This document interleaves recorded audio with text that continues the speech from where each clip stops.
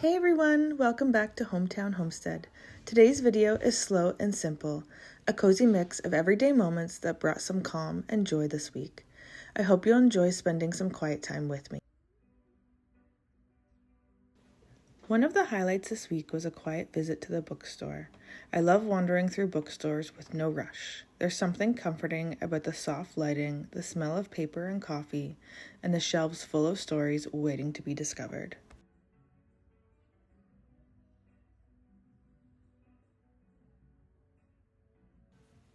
Toward the back of the store, I found myself in the cookbook section.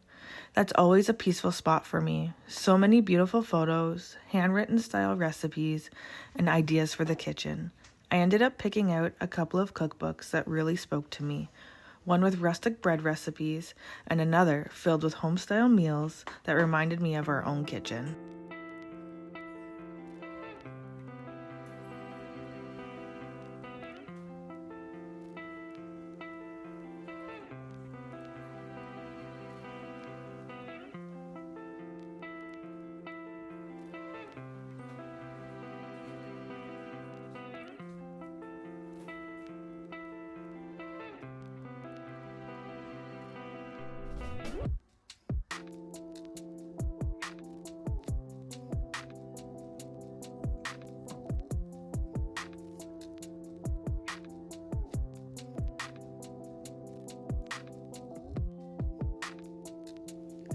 One book that really caught my attention was all about different ways you can use vinegar. It was full of unexpected tips, like how vinegar can be used to clean mirrors and windows naturally, without streaks. It's also great for soaking produce. Just a little vinegar in the rinse water can help remove surface dirt and make fruits and veggies last longer.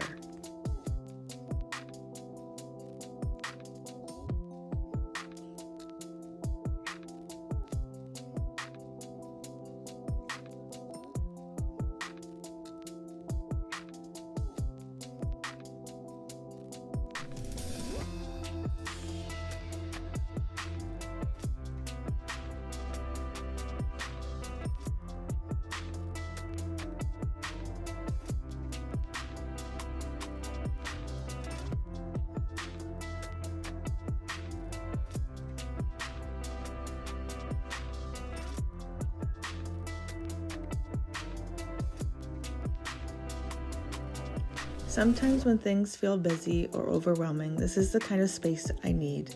Somewhere to breathe a little deeper and remember it's okay to move slowly. I walk through the aisles, not in a rush to find anything, just enjoying the calm. I pause to run my fingers along the spines of the books, read a few back covers, and let myself sink into the rhythm of it.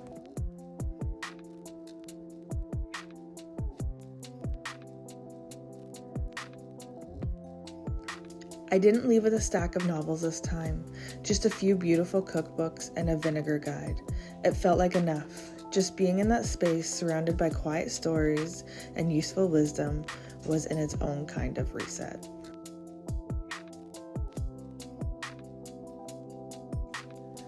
Taking time for yourself like that, time without distractions, just you, the calm around you, is something we don't always make space for, but it matters. Whether you're in the bookstore, a walk through nature, or sitting quietly with a cup of tea, it's worth protecting that quiet. It helps us come back to ourselves.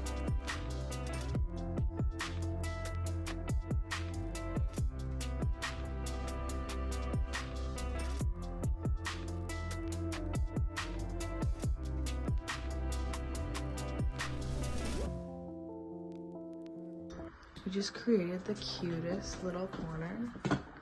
We moved the couch all around, so now it's back into a sectional. And now we have this space for sewing, and I'm obsessed.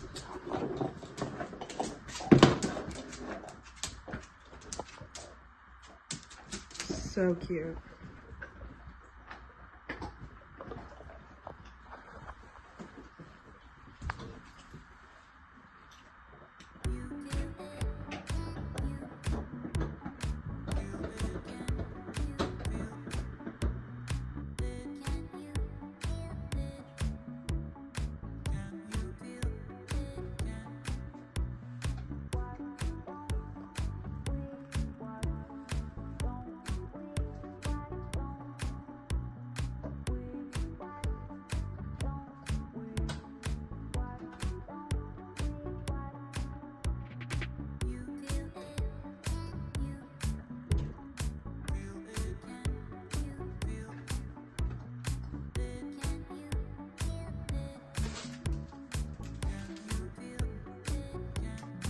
So we can get Amazon packages delivered to us.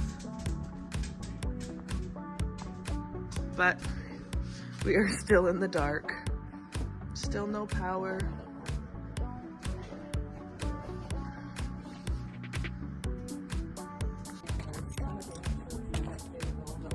Oh, really?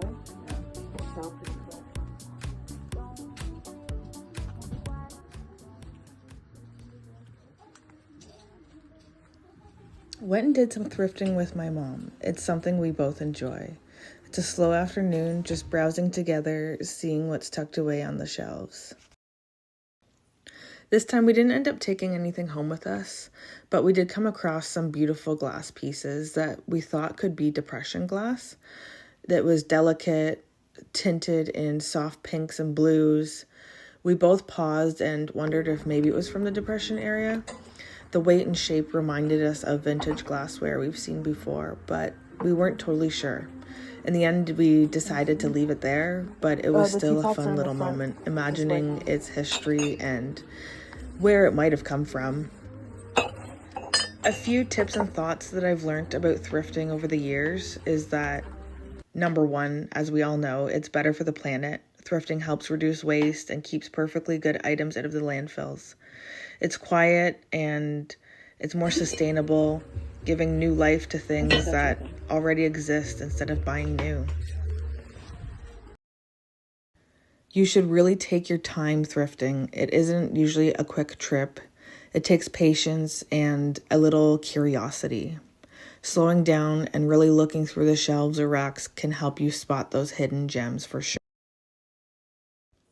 Make sure you're checking the details. Look for quality, natural fabrics, sturdy stitching, solid materials. Even in older items, these signs often mean the piece was built to last and is still worth bringing home, honestly. Going in with an open mind is so important when thrifting. You might go in looking for one thing and leave having discovered something totally unexpected. That's part of the fun, though. Be open to inspiration and possibilities. And it's not always about buying. Sometimes the joy is in the wandering. You don't have to come home with anything for the trip to be meaningful. It's the experience, the stories, the time spent, especially when it's shared with someone you love. Even though we left the shop empty-handed this time, it was really peaceful part of the week. Just a quiet time spent together. The little discoveries and the feeling of slowing down made it more worth it. These are pretty. Oh, they're individually priced, not a set. This is all packaged. I have no idea. I've never heard of it. Cute.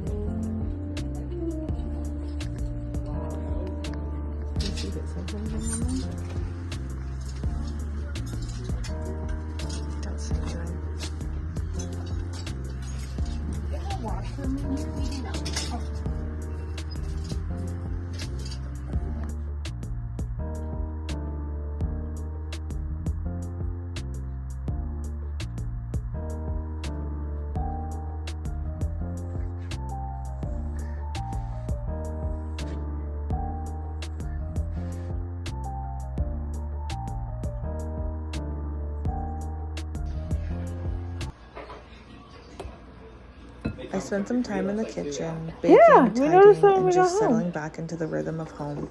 After we had lost power for 9 days, it felt especially good to have the oven humming again, warm lights on, and everything working the way it was meant to. If you haven't seen the video from last week, I shared the whole experience, how we got through it and kept things running as best we could. It's linked below if you'd like to take a look. There's something really healing about doing simple things after such a long stretch of uncertainty. I made a loaf of banana bread, sweet and soft, just the right thing for a quiet afternoon. The smell alone filled the house and made everything feel calm again. I also baked a cinnamon focaccia, a little twist on the traditional version with a soft, airy base and a sprinkle of cinnamon sugar on top. It came out golden and gently crisp on the edges, perfect for pulling apart by hand and enjoying warm.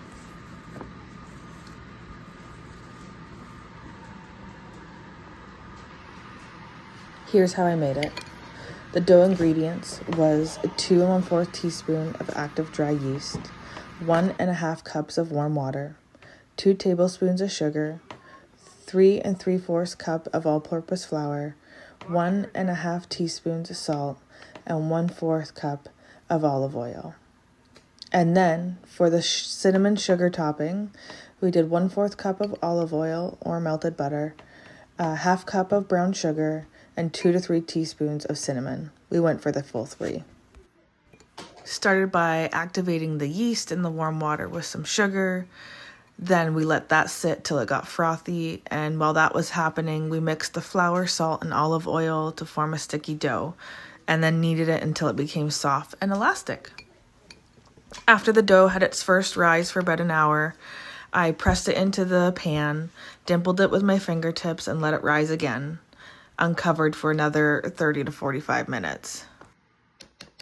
For the topping, we mixed butter with brown sugar and cinnamon and spooned it all over the dough, letting it sink into those little pockets. Then baked at 400 for about 25 minutes until the top was golden and just slightly crispy. Once it had cooled a bit, I drizzled the light vanilla glaze over top, just powdered sugar with a splash of milk and a little bit of vanilla extract. You could also try maple glaze or even add chopped pecans for a little crunch. This result was a warm, gentle, sweet bread that pulled apart beautifully. A cross between soft cinnamon roll and rustic focaccia. And honestly, it was one of the coziest bakes I've ever made in a while. Thanks so much for spending time with me today. I hope this video brought you a bit of calm and comfort. And if you're curious about how we got through those 9 dark days without power, feel free to check out the video link below. I'll see you again.